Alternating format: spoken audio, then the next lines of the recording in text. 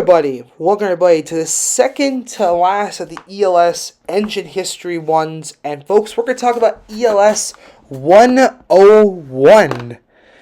What's about the info about this engine? This was built in November of 1947 as a Baldwin Locomotive Works 73367. This was painted in ELS colors. Not a lot of info on it, but let's talk about the locomotive itself. It is a Baldwin /4/4/660. The locomotive is. Yes, there's a lot of slashes.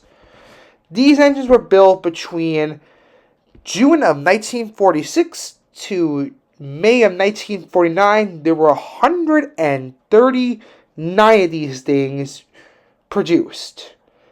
The primary motor is a 606 NA, a 4-stroke diesel engine. The power output is a 660 horsepower locomotive.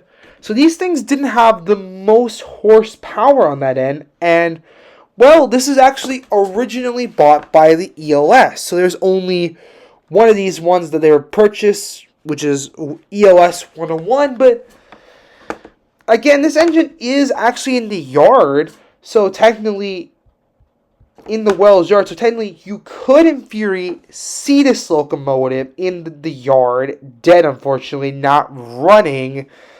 But again, that's one of these locomotives that these Baldwin engines, if you guys are not aware, Baldwin locomotives are most of the time what the ELS were using back around the 80s, around that time. They were using these Baldwin locomotives because, well, the Baldwin were pretty good locomotives. So it's intriguing to see how many of them, when you look at this, are Baldwin locomotives that we talked about. But that's it, everybody. Another kind of like a short one because there's not a lot of info to discuss about. But thank you guys for watching.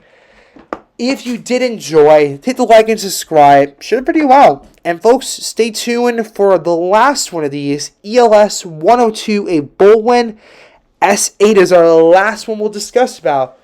Thank you guys for watching. See you guys later.